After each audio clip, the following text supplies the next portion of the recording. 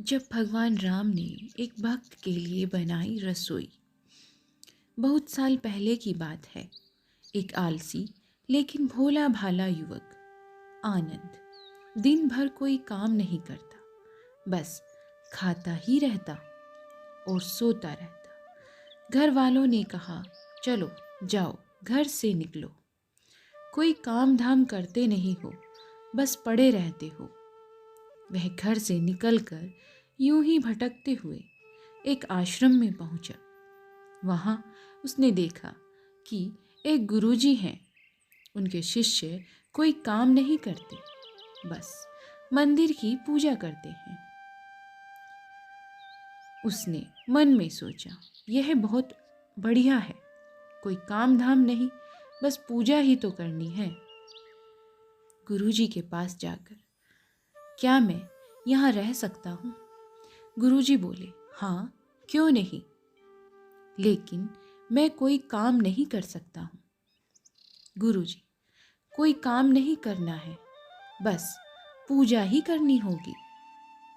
आनंद, ठीक है, वह तो मैं कर लूँगा।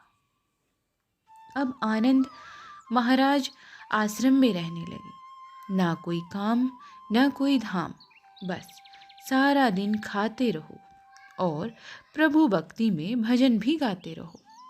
महीना भर हो गया। फिर एक दिन आई एकादशी। उसने रसोई में जाकर देखा, खाने की तैयारी कोई नहीं थी।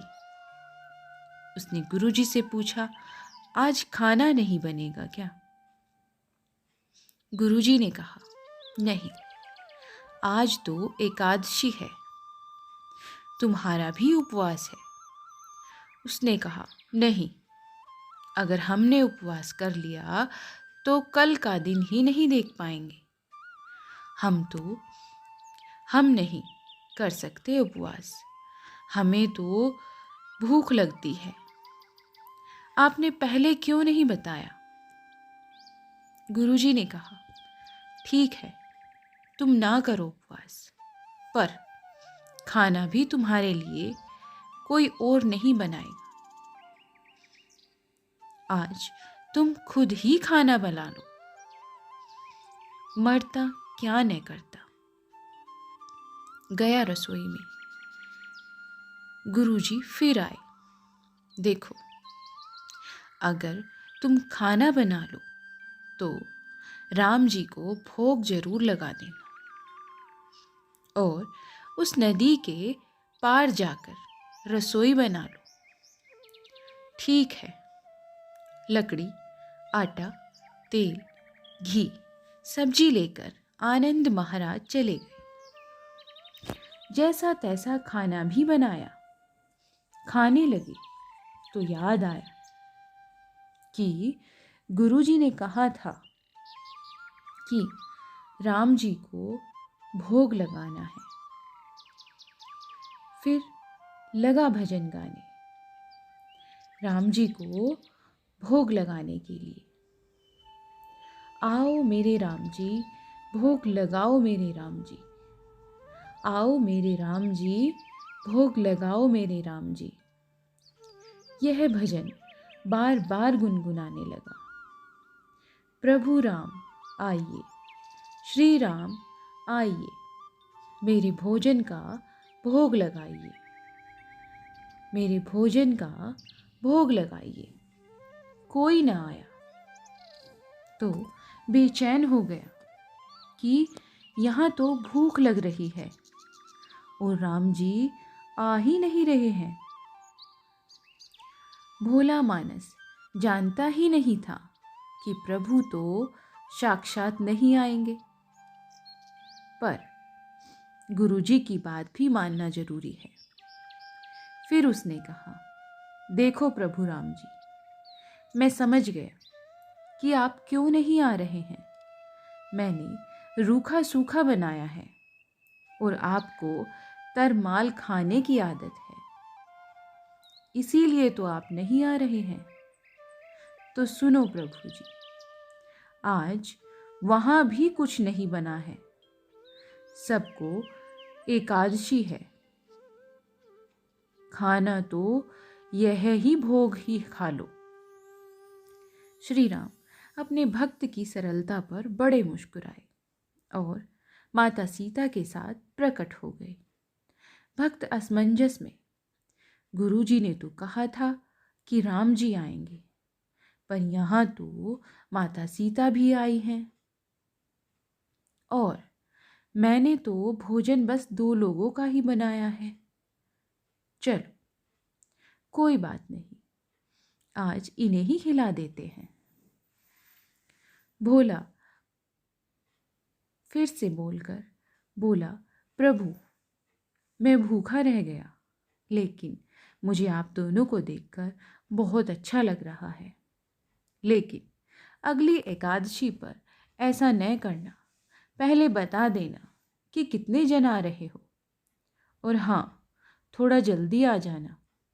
राम जी उसकी बात पर बड़े मुद्रित हुए, प्रसाद ग्रहण करके चले गए। अगली एकादशी तक यह भोला मानस सब भूल गया। उसे लगा प्रभु ऐसे ही आते होंगे और प्रसाद ग्रहण करते रहते होंगे। फिर एकादशी आई। गुरुजी से कहा, मैं चला अपना खाना बनाने, पर गुरुजी, थोड़ा ज़्यादा अनाज लगेगा। वहाँ 2 लोग आते हैं। गुरुजी मुस्कुराए, भूख के मारे बावला है। ठीक है, ले जा और अनाज ले जा। अब की बार उसने 3 लोगों का खाना बनाया। फिर गुहार लगाई, प्रभु राम आइए, सीता राम आइए, मेरे भोजन का भोग लगाइए। प्रभु राम आइए, सीता राम आइए, मेरे भोजन का भोग लगाइए। प्रभु की महिमा भी निराली है। भक्त के साथ कौतुक करने में उन्हें भी बड़ा मजा आता है।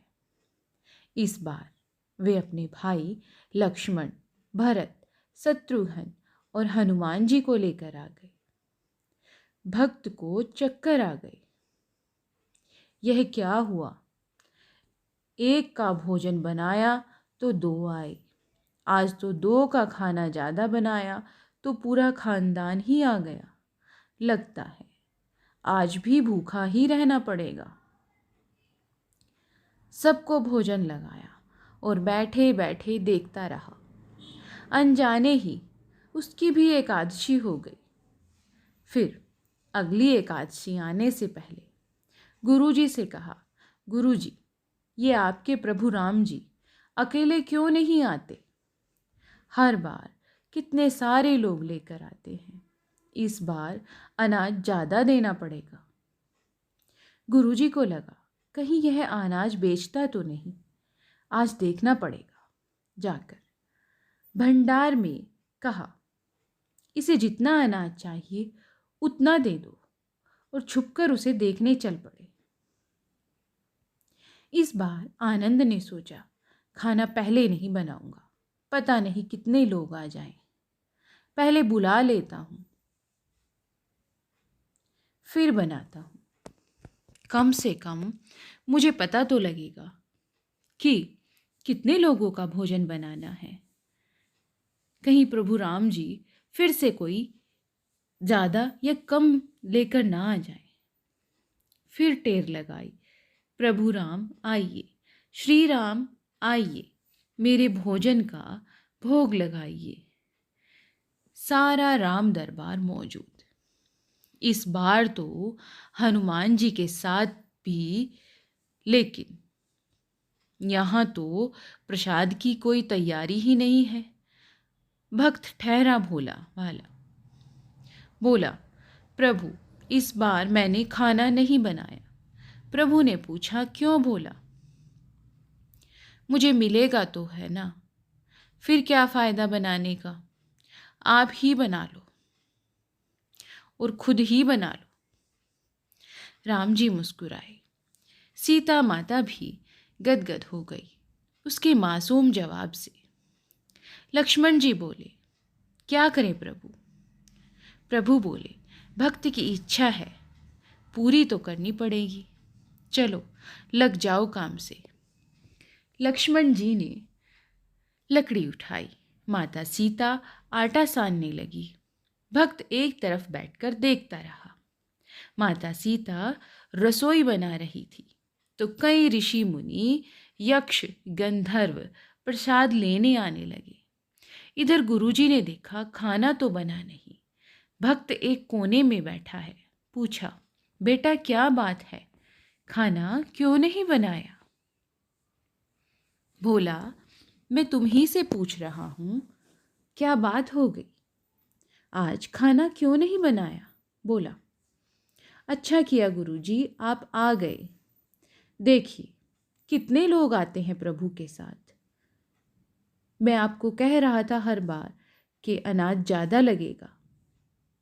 मैंने फिर से कहा, गुरुजी अनाज ज़्यादा लगेगा। आज आप खुद ही देख लीजिए। गुरुजी बोले, मुझे तो कुछ ही नहीं दिख रहा तुम्हारे और अनाज के सिवा। भक्त ने माथा पकड़ लिया। एक तो इतनी मेहनत करवाते हैं, प्रभु भूखा भी रखते हैं और ऊपर से गुरुजी को दिख भी नहीं रहे हैं। यह और बड़ी मुसीबत है। भोला मानस बेचारा सोचता रहा। वह फिर से माथा पकड़ बैठ गया। प्रभु से कहा, आप गुरुजी को क्यों नहीं दिख रहे हो प्रभु जी? गुरुजी आपको देखना चाहते हैं। हे प्रभु, आप गुरुजी को भी दिखाई दें। प्रभु बोले, मैं उन्हें नहीं दिख सकता। हे प्रभु, ऐसा भी क्या कि आप उन्हें नहीं दिख सकते, सिर्फ मैं ही आपको देख रहा हूँ। बोला, क्यों? वे तो पंडित हैं और बड़े पंडित हैं, ज्ञानी हैं, विद्वान भी हैं। उन्हें तो बहुत कुछ आता है। उनको क्यों नहीं दिखते हो आप? हे प्रभु, वो तो महाज्ञानी हैं, मुझसे भी ज़्यादा जानते हैं। आप उन्हें क्यों नहीं दिखाई देते हैं? प्रभु बोले, माना कि उनको सब आता है, पर वे सरल नहीं हैं तुम्हारी तरह, इसलिए उनको नहीं दिख सकता। आनंद ने गुरुजी से कहा, गुरुजी प्रभु कह रहे हैं आप सरल नहीं हैं, इसलिए आपको नहीं दिखेंगे। गुरुजी रोने लगे। वाकई मैंने सब कुछ पाया पर सरलता नहीं पा सका तुम्हारी तरह। और प्रभु तो मन की सरलता से ही मिलते हैं। प्रभु प्रकट हो गए और गुरुजी को भी प्रभु के दर्शन हो गए। इस तरह एक भक्त के कहने पर प्रभु ने रसोई भी बनाई। यह भक्ति कथा लोक श्रुति पर आधारित है। इसे अपने जीवन में धारण जरूर करें। जहाँ सरलता होती है प्रभु वहाँ ज़रूर आते हैं। ऐसी ही नई कहानियों के साथ आपको मिलते हैं एक नई वीडियो में। और अगर आप हमारे चैनल पर नए हैं तो प्लीज़ चैनल को सब्सक्राइब करें। और कहानी सुनने के लिए आपका बहुत बहुत धन्यवाद।